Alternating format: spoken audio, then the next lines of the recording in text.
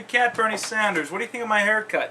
Can't seem to get it a real consistent length, you know what I'm saying? I know what you really mean by that question, and that is, am I going to continue in the next 9 primaries and caucuses to make sure that I can get every vote that I can? And by the way, we think we're going to win a good majority of those caucuses.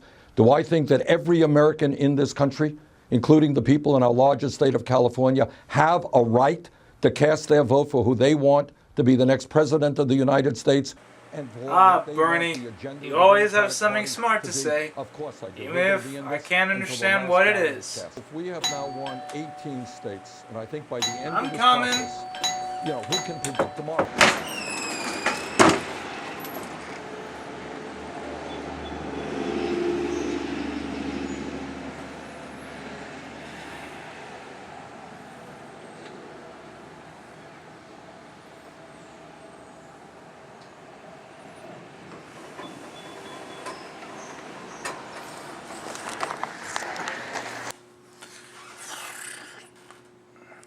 Wait a minute. I've heard of this one. Isn't this that story that keeps getting consistently rated as the worst of all time? You know how people are, though. They get overreactive about stuff. Can't be that.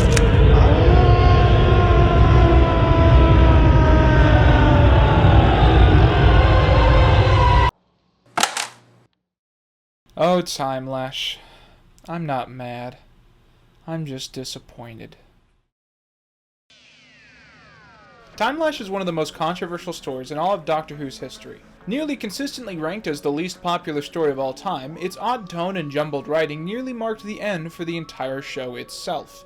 Yes, Timelash was almost one of the last episodes ever produced. And if it had been, I can't imagine a revival being anywhere near as possible as it had been when the show went out on the brilliant Survival. But what if I were to tell you that Timelash is so very close to being one of the most beloved and brilliant stories to ever cross the show's television screens?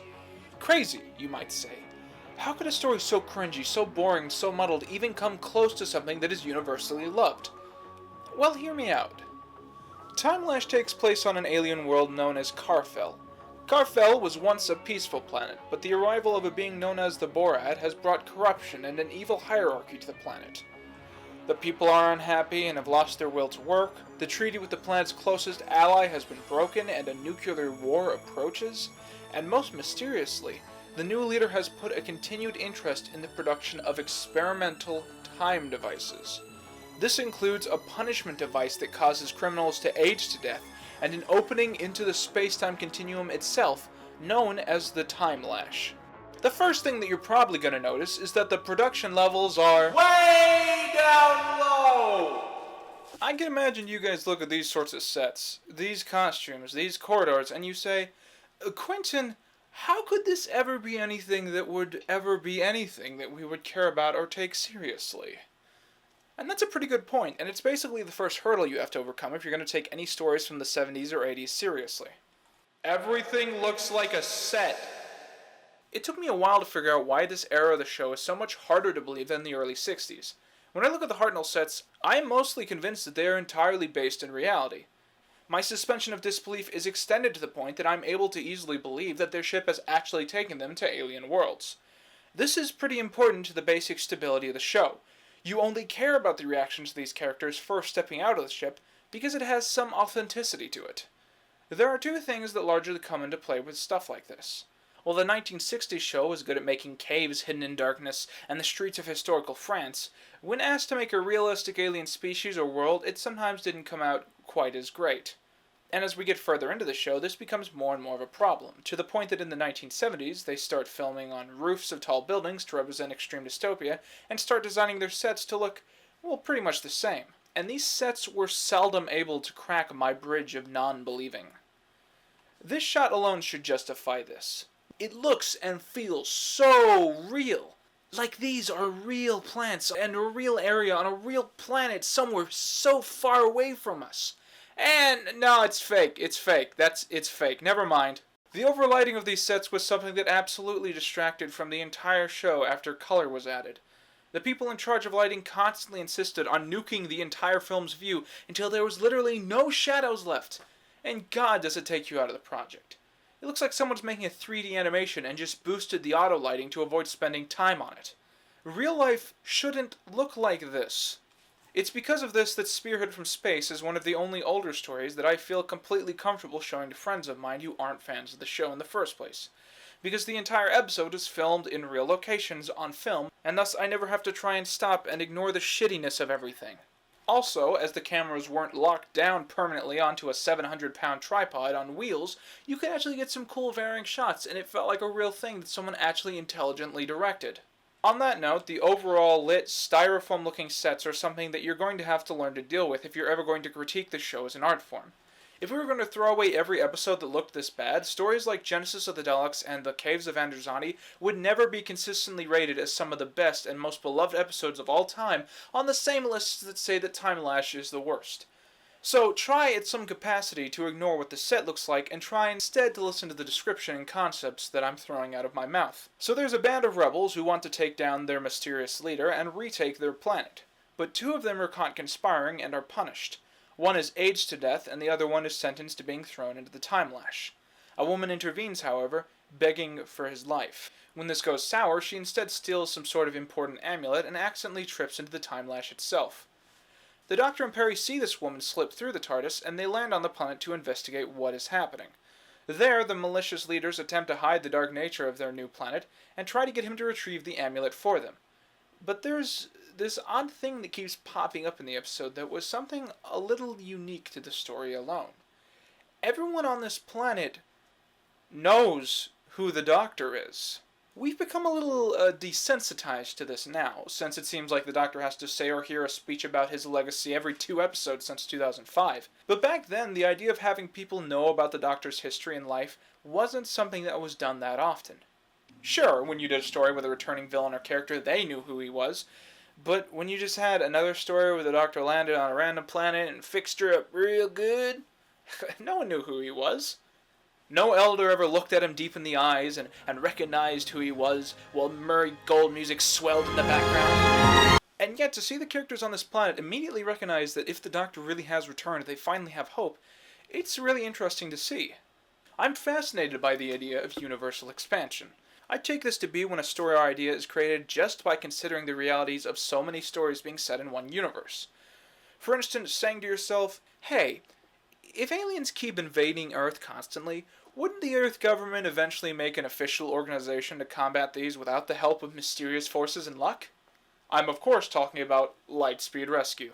The signal is calling, our planet is falling, the danger will test you, better make it a Lightspeed Rescue! So why does everyone on this planet know who the Doctor is? I mean, I guess if you think about it, if the big kahua in charge has been doing time experiments during his reign, then they would really know about really notable time travelers. That would make sense. But no, the actual explanation given is that the Doctor, decades and faces ago, had actually arrived on the planet and had saved it from some other threatening force. This is a really interesting idea. It's very out of character for a story to base its background entirely around the central idea of a previous adventure entirely shaping the world that we, the audience, are seeing for the first time. And as we see through the story, this one adventure meant more to the people of this planet than just one brief encounter notated in the history books. Later in the story, a piece of wall is blown off during the attack.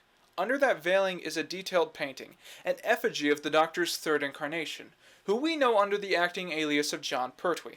Then there's another scene in the story where one of the characters pulls out a locket to show to Perry that contains an image of that Doctor's companion, Joe Grant.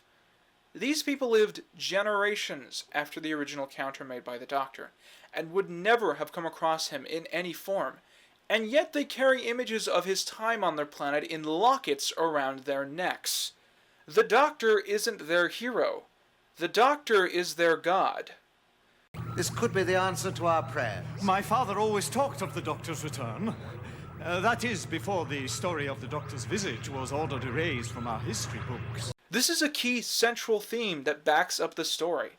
So when they spend so much time building up both this mysterious creature who has taken over the planet, as well as the Doctor's previous history there, you'd think that those two ideas are somehow connected.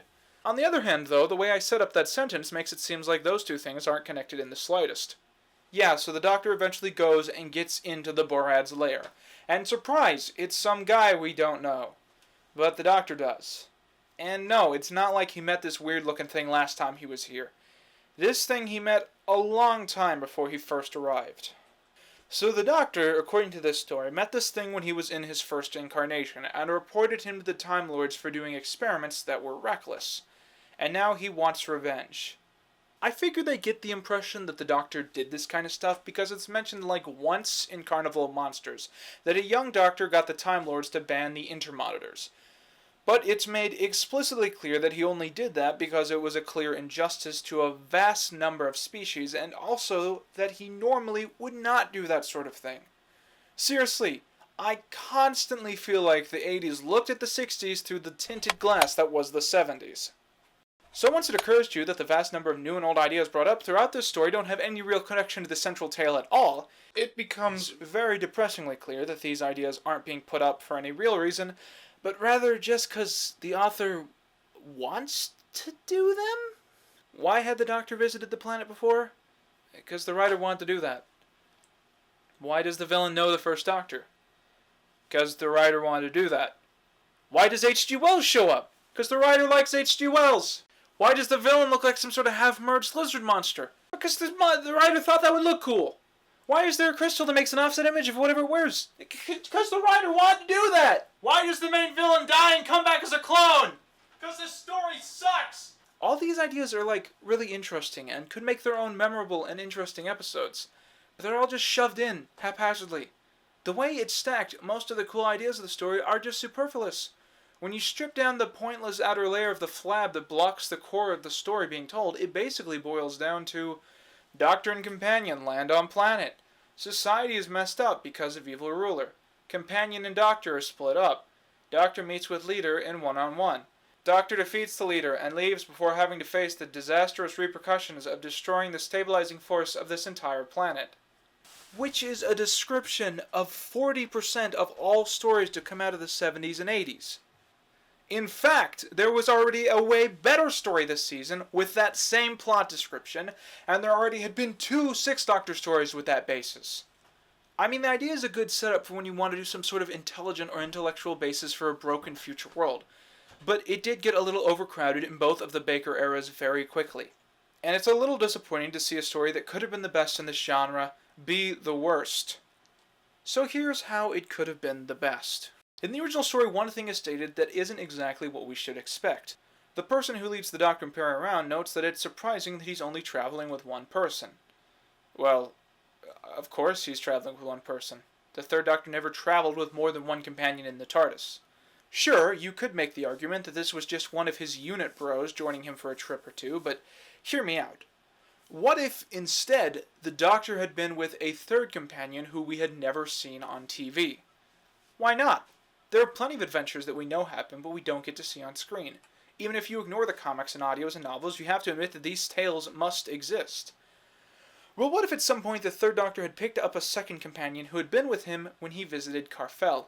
And what if that companion had decided to stay on the planet to help, feeling that he would be needed there most? And let's say that everyone believes that this third companion was killed by the Borad when he took over. The Doctor would go out of his way to come into contact with this larger-than-life figure, waiting to confront him over the death of his former companion. But that's when he would learn the shocking truth. The Borad was his former companion. Not some inherently vile and corrupt figure hell-bent on power, but a regular person, born good, who longed so much to return to his life of travel that he would have taken over a society that he chose to stay in just to find a way to return to a life of adventure. Maybe that's why he would build the Timelash, to draw the TARDIS in or to build his own time machine. And when that didn't work, he'd just start up a horrific chain of injustice until it caught the Doctor's eye and he would finally return to stop him. And in the end, nothing would be happy. There would be no smiles and no victories. Only destruction and death would follow such a confrontation. The Doctor would lose a companion either way, and would realize that his travels could do more harm than good, as he sulked back to his blue box. And in the end, the so-called Timelash in the title wouldn't have referred to the machine itself, but to the Doctor, constantly breaking through into time and leaving a scar where he once stood, always moving, never looking back. Not even for a moment.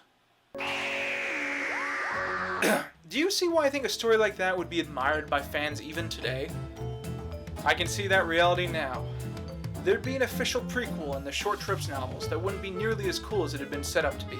The Third Doctor's companion mentioned in the story would make short cameos in the Big Finish Third Doctor range. There would be a Russell T Davies tribute episode that totally misses the point. But in the end, in the reality that I'm going to have to spend the rest of my life in, this one, Timelash isn't that good.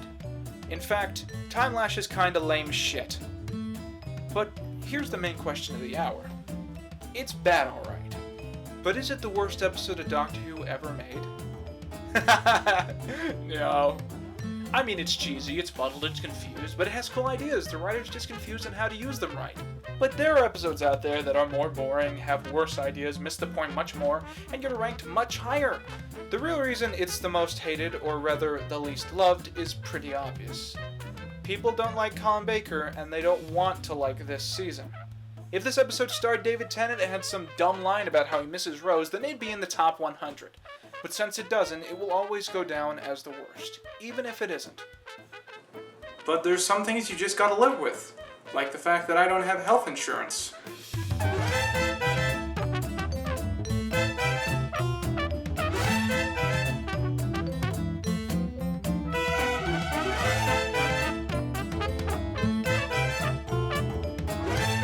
Motherfucker, you are hard to look at. Like a testicle with teeth. You look like Freddy Krueger face fucked a topographical map of Utah. Exactly.